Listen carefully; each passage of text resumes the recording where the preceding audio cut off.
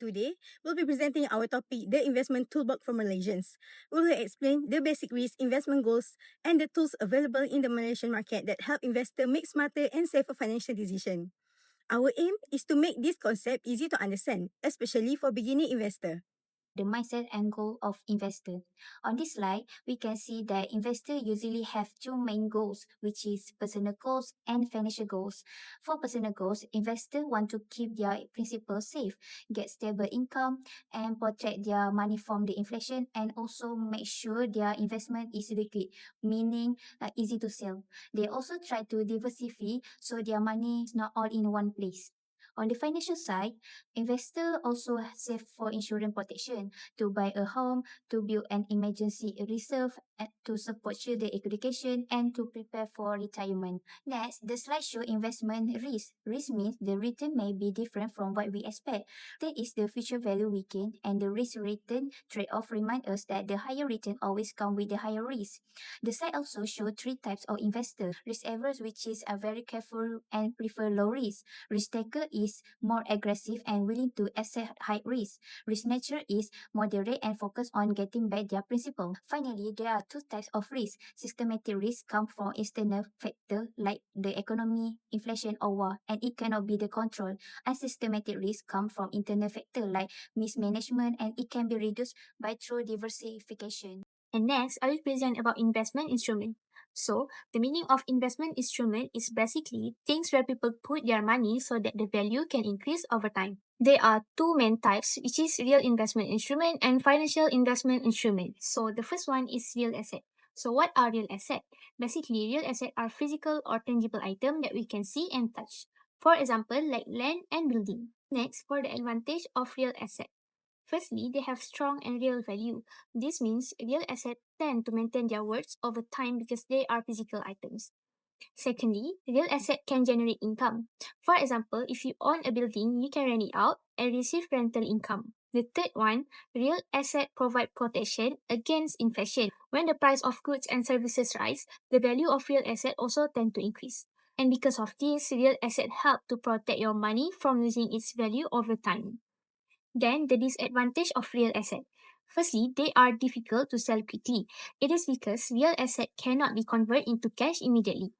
The second one is high cost. Real assets are usually very expensive to purchase. Lastly, real asset cannot be easily divided because it's not easy to sell only part of your house or half of your land because real asset cannot be split like money. So that is all for real asset. A financial asset refers to a claim that organizations sell in order to finance their financial needs, and this claim is usually supported and proven through legal documents. These assets come in various forms, such as shares, bonds, unit trusts, and certificates of deposits, all of which allow individuals and institutions to invest in their money through different ways. Financial assets offer several key advantages. They provide high liquidity, meaning investors can easily buy or sell them when needed. They have the potential to generate returns through dividends, interest, or capital gains, and they enable diversification, which helps reduce the overall risk of an investment portfolio. Despite these benefits, there are also disadvantages. Investors need to understand how the financial market operates to make informed decisions, as limited knowledge could lead to poor choices. In addition, the prices of financial assets can fluctuate due to changes in market conditions, creating a risk of financial loss. Transactions also often require the involvement of brokers, which adds extra steps and may involve fees or commissions. Now, I will explain two of the important tools provided by the Malaysian market, which are the trading platform and Bursa Malaysia. First, the trading platform. A trading platform is an online application or website that investors use to buy and sell shares in Malaysia. Examples of trading platform include Maven Trade, CIMBI Trade, Rakuten Trade, and M+ Online. These platforms show live share prices, charts, company information, and market news.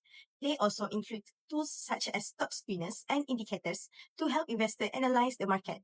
In simple words, the trading platform is the place where investors go to place their orders. Next is Bursa Malaysia. Bursa Malaysia is the official stock exchange of Malaysia. This is where all Malaysian shares and listed products are actually traded. It provides a main system that matches buyers and sellers. Bursa Malaysia also manage settlement, clearing processes, and company announcement. These help to make sure that all transactions are carried out in a transparent, organized, and regulated environment. Next in the tools of investment is Security Commission Malaysia. The Security Commission Malaysia is the main regulatory body that oversees Malaysia's entire capital market, and it operates the Security Commission Act 1993, which grants it a full authority to regulate market activities and in maintaining the stability and integrity of the capital market.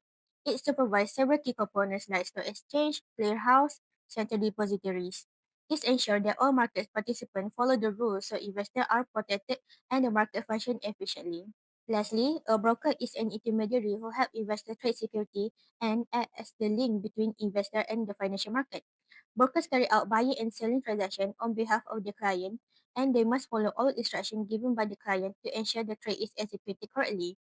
Over time, many stockbroking companies in Malaysia have merged with merchant banks and discount houses because this merger have formed larger financial institutions known as investment banks, which offer a wider range of financial and investment services. In summary, the investment toolbox from Malaysian highlights how important it is to understand risk, set clear financial goals, and choose suitable investment instruments.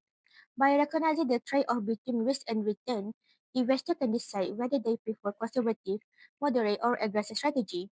They also need to distinguish between systematic and unsystematic risk so they can manage what is controllable and diversify effectively.